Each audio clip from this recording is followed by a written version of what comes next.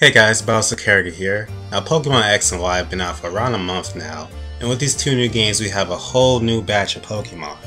So today I'm counting down my top 10 of the new Pokemon introduced in the Kalos region. Note that Mega Evolutions will not be included, as that is a future video. So without further ado, here's my personal top 10.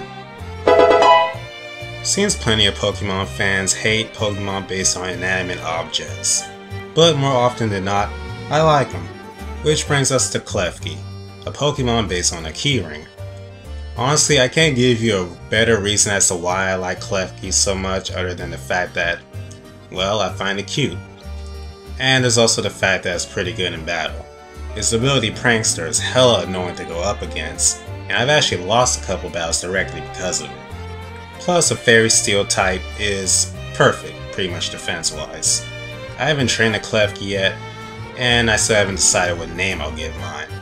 If I happen to get a shiny one, which I really want, I'll probably go with a Kingdom Hearts related name.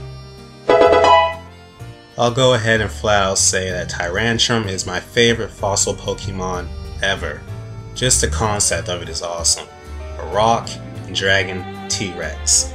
If that wasn't cool enough, its Pokédex entry states, nothing could stop this Pokemon 100 million years ago, so it behaved like a king. So not only does it look cool, have an amazing concept, but it also threw its weight around and acted like a tyrant. And the fact that it's great in battle doesn't hurt either. It has access to all the elemental fang moves, and it has the ability Rock Head, which negates recoil damage from its daily attack Head Smash. Combine this with a high attack stat and this thing earns its king status. My Tyrantrum is named Morales, as a reference to the Elder Dragon Dire Morales in Monster Hunter 3 Ultimate. It's quite a surprise that it's taken Game Freak 6 generations to make a panda Pokemon, but with Pangoro I'd say it was well worth the wait. Going by its pre-evolution Pancham, you might expect it to evolve into an equally mischievous looking panda, which is why it pleasantly shocked me when I saw Pangoro for the very first time. It's big, mean looking, carries a twig in its mouth, and just looks like it's ready for a fight. This made me like it, but what really won me over was its Pokédex entry. Although it possesses a violent temperament, it won't put up with bullying.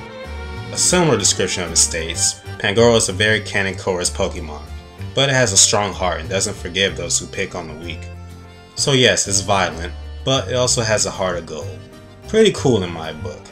I don't have a trained Pangoro yet, but when I do, his name will be Yusuke, as a reference to Yusuke Urameshi from Yu Yu Hakusho, whom also was a violent junior high student, but also kind. Back before X and Y came out, one of my hopes was the inclusion of a sound type. There's some sound related moves and Pokemon already, so kinda seemed natural. When I saw Noivern, I was convinced the sound type was going to be confirmed. And although Noivern turned out to be Dragon and Flying, and the sound type not confirmed, I still knew I was going to like Noivern regardless. A Dragon Bat that shoots beams and sonic booms out its ears was not the love.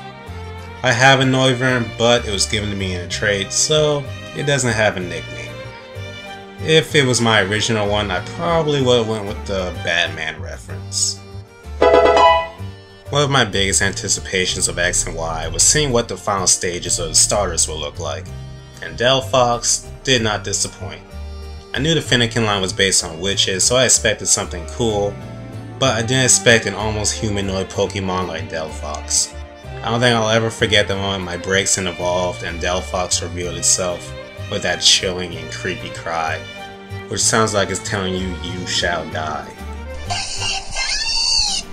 Its awesome design, concept, cry, and the fact that it was my first ever Pokemon of the 6th generation easily puts it in my top 10 list. My Delphox is named Salem, as a reference to the Salem witch trials. What's cooler than a lobster with a big claw? A lobster with a gigantic claw that doubles as a freaking cannon. I don't even know what else to say. It's a lobster with a giant claw that doubles as a cannon. I named my Clawitzer Big Meaty Claws! Yep. As I stated earlier, plenty of fans hate Pokemon based on inanimate objects, and I usually don't. The honedge line is one such evolution family. Honedge and his evolution Doublade are possessed swords. This fact alone makes them awesome in my book. And the final form of honedge, however, is a bit more unique. Instead of just adding another sword, it becomes a coat of arms with the ability to change its form. This ability makes Aegislash possibly the most unique Pokemon of all during battles. In its shield form, its defenses are off the charts and it gains access to a signature move, King Shield. While in blade form, its attack stat is off the charts, but it has pitiful defenses. The way you utilize these two forms can be tricky for an opponent to handle, and I've won plenty of battles because of it. My regular Aegislash is named Sir Lancelot, while my shiny one is named Zangetsu. Everyone loves ninjas, and frogs are commonly associated with them. In X and Y, Game Freak jumped on board and made Greenninja, the final form of the water starter Froakie. Greenninja is sleek, agile, and all around cool looking. I mean, come on, it's a ninja frog, what's not to love? Well, I guess the tongue wrapped around his mouth can be off-putting to some people. In addition to his look, Greenninja just might be my favorite Gen 6 Pokemon to use in battle. His hidden ability Protean changes it into the type of whatever attack it's using, thus giving it a stab bonus, no matter what offensive move you use. Double this with a ridiculous speed stat, and possibly a life orb, and Greenninja is a force to be reckoned with. Oh, and did I mention his shiny form is absolutely sexy. My Greenninja was traded to me, so it doesn't have a nickname, but when I get a shiny one, I'll name it Gamabunta, as a reference to the ninja frog with the same name from Naruto. Everyone remembers the first trailer for X and Y, the hype, the hope, the anticipations. Out of the 5 new Pokemon shown in that trailer, one blew me away. That Pokemon was the Y legendary Yveltal. You'd think something shaped like the letter Y would look silly, but Yveltal pulls it off pretty darn well. I really liked Yveltal before X and Y came out, but after I played through the game, my like for it skyrocketed. It's based off the blind eagle of the Tree of Life Yggdrasil from Norse mythology. I suggest reading up on it a bit since it is kinda interesting, especially since all 3 main legendaries of this generation tie into the World Tree. Its Pokédex entry states, when its life comes to an end, it absorbs the life energy of every living thing and turns into a cocoon once more. This is kinda what the Team Flare segment of the Pokemon Y story is based around. Going by this Pokédex entry, you'd think Yveltal would be evil, but it's loosely implied that it simply annihilates every organism on the planet out of self-preservation instead of ill will. Although I would have loved it all the same if it was an evil prick.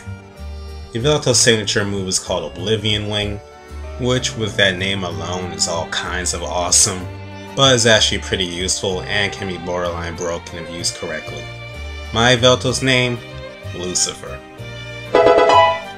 For the number 1 spot, I'm actually listing 2 Pokemon instead of 1. I like them both, and it seemed kinda wrong to waste 2 spots on a Pokemon from the same evolutionary line. So, number 1 spot goes to Phantom and Trevenant. Growing up, my house was surrounded by lots of massive trees. In the winter, when the leaves had long since fallen off and the wind would blow, the trees would sound like ghosts howling in the wind as they shook back and forth. Now, you might think this would frighten me, but it actually looked and sounded pretty cool to me. I dare say it's one of my favorite sounds in the world. So when I found there was a ghost tree line in Pokemon, you can imagine how excited I was. And the fact that shiny form looks like a cherry blossom tree, which happens to be my favorite type of tree, you can see why I love these 2. Phantom is adorable and creepy at the same time, while Trevenant is intimidating and fierce looking. Phantom are said to be the souls of children that died while lost in the woods, while Trevenant controls entire forests like they're its own nervous system. Kinda makes you wonder if Trevenant purposely kills children within his body to create more offspring. Who knows? My regular Trevenant is named Weepy Willow, while my shiny one is named Oka, as a reference to the character Oka from Super Robot Wars, whose name means cherry blossom, and shares an awesome theme song of the same name. So there you have it, my top 10 of the new Pokemon. What are some Pokemon you like? Leave it in the comments. Hope you liked the video. If you did, feel free to check out my other ones. Like, comment, subscribe, and I'll see you guys next time.